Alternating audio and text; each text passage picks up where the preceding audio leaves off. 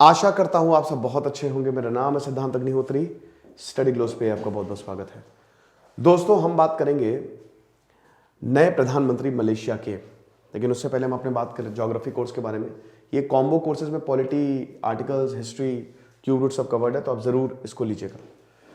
तो जो नए प्रधानमंत्री हैं इनका नाम है अनवर इब्राहिम।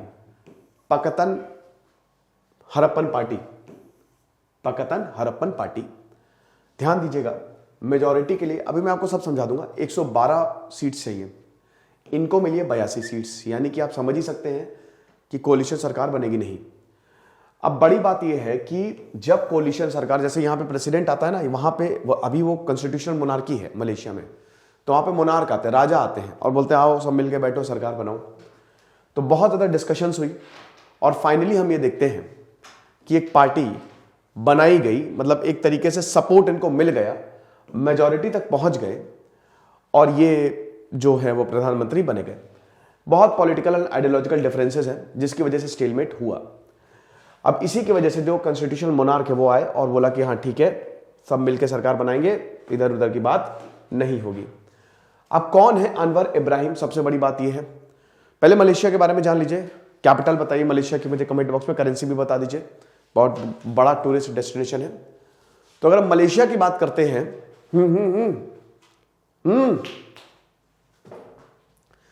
तो जब हम मलेशिया की बात करते हैं तो मलेशिया के जो वेटरन लीडर है अनवर इब्राहिम, 1971 में ये बहुत ज्यादा एक्टिविस्ट, मलेशिया की पॉलिटिक्स में बहुत एक्टिव हुए। मेरी थोड़ी तबीयत सही नहीं है, आप देख ही रहे होंगे। देखिए, अगर मलेशिया की बात करते हैं तो मलेशिया, हम सबको पता ही है कि जितने भी ये साउथ ईस्ट एशियन नेशंस हैं, साउथ एशियन नेशंस हैं और इधर इंडियन ओशन वाले आइलैंड्स हैं, वो भारतीयों ने बसाए हैं। अशोक ने बोला जाओ भ्रमण करो, अशोक, फिर गुप्ता, मतलब एक मौर्यन एम्पायर हो गया, गुप्ता एम्पायर हो गया, देन इसके बाद चोल हो गए, ये सब यहां गए। और यही कारण है दोस्तों कि आपको सब जगह मंदिर मिलेंगे। इंडोनेशिया में तो दोस्तों महाभारत और रामायण का पाठ पढ़ाया जाता है, हम सबको पता है। लेकिन फिर भी क्योंकि जब इस्लाम आया तो हम ये देखते हैं कि यहां पे अभी इस्लाम ऑफिशियल रिलीजन नहीं है, लेकिन यहां पे आपको ज्यादातर मुस्लिम्स मिलेंगे। हालांकि मलेशिया एक मल्टी एथनिक कंट्री है, यहां पे आपको इंडियंस भी मिलेंगे, यहां पे आपको चाइनीज भी मिलेंगे, लेकिन मूलतः आपको इस्लामिस्ट यानी कि मुस्लिम्स आपको यहां पे मिलेंगे, है ना। ब्रिटिश के अंदर था ये। ब्रिटेन ने सारे छोटे छोटे आइलैंड्स को अपने कंट्रोल किया। उससे पहले मलाया किंगडम था यहां पे, फिर ब्रिटिश आया। अब उसके बाद ब्रिटिशर को पता था कि यहां पे बहुत जरूरी है, क्योंकि ये छोटे छोटे आइलैंड्स, इनमें कुछ था नहीं, लेकिन इनमें स्कोप बहुत है। तो वो क्या करते थे, भारत, बांग्लादेश, पाकिस्तान, इन सब जगह से मजदूर उठाते थे, मतलब जो गरीब लोगों को पकड़ते थे यहां पे बसा देते थे। इंडिजीनियस लेबरर्स, गिर मिटिया मजदूर, बहुत इनके नाम है। तो यहां से बसाते थे ला के, और वही बाद में क्या किए, उन्होंने वहां पे पॉलिटिक्स कंट्रोल की। ठीक है, तो इसीलिए आपको इस आइलैंड पे बहुत सारे एशियंस मिलेंगे, ये चीज है। अब 1957 में 1957 में इनको मिल गई आजादी, और उसके बाद मलेशिया की सबसे बड़ी पॉलिटिकल का जन्म हुआ जिसका नाम है United Nations, United Malaya National Organization, UMNO party. अब इन्हीं के ही हम महातीर मोहम्मद, जो कि सबसे लंबे समय तक प्रधानमंत्री रहे हैं, 1983 से लेकर 2022 तक ये प्रधानमंत्री, 2002 तक ये प्रधानमंत्री रहे हैं। मैंने बताया ना, थोड़ा शब्द इधर उधर होंगे। और 2018 से लेकर 2020 तक भी प्रधानमंत्री रहे, यानी कि एक तरीके से सबसे बड़े लीडर है ये महातीर मोहम्मद।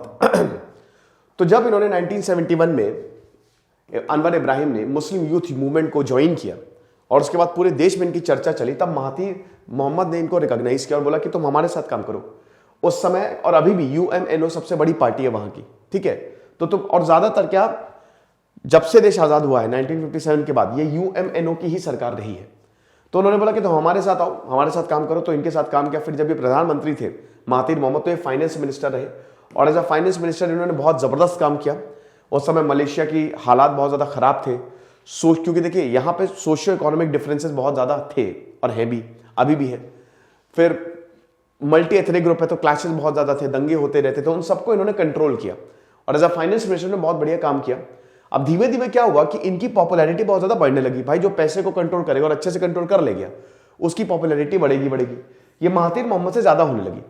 और फिर हम देखते हैं कि जब महातीर मोहम्मद को ये पता लगा तो 1998 आते आते जो सबसे अच्छे दोस्त थे वो दुश्मन बन गए।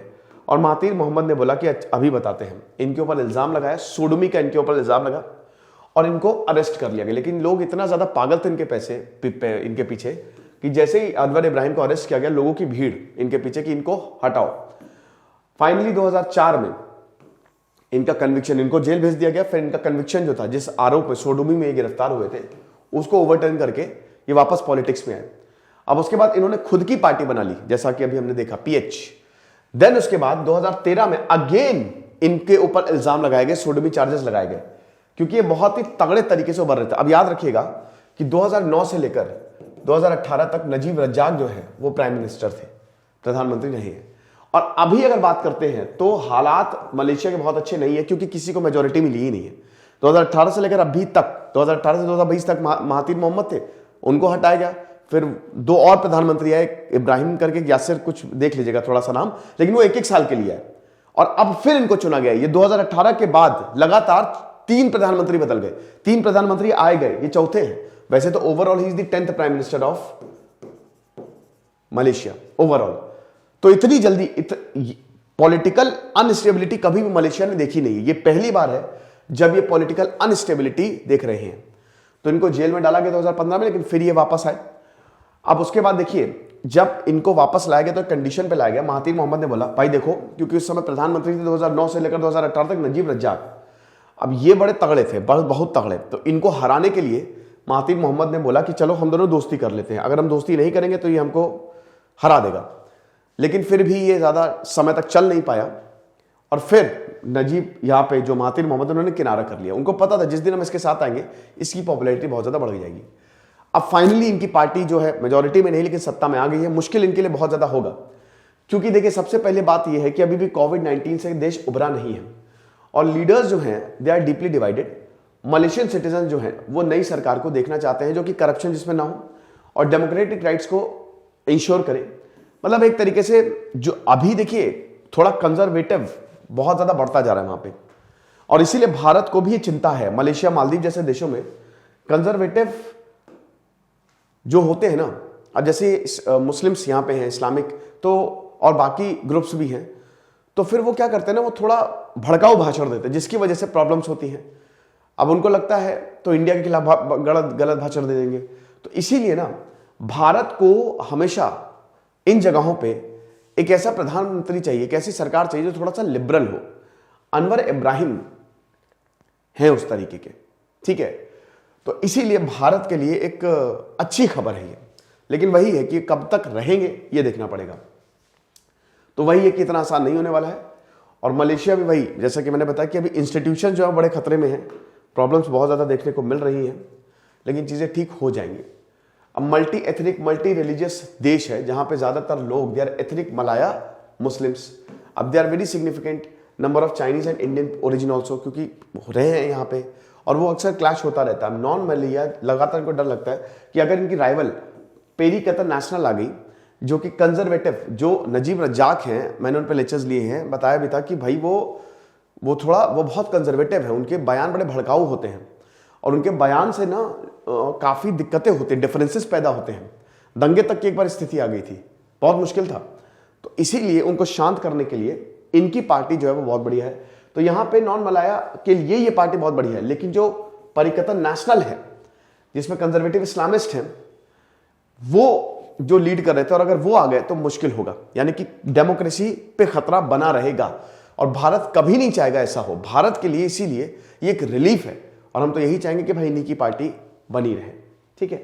तो ये लेक्चर था, आई होप आपको समझ में आया होगा। खुश रहिए, पढ़ते रहिए। दिस इज सिद्धांत अग्निहोत्री साइनिंग ऑफ।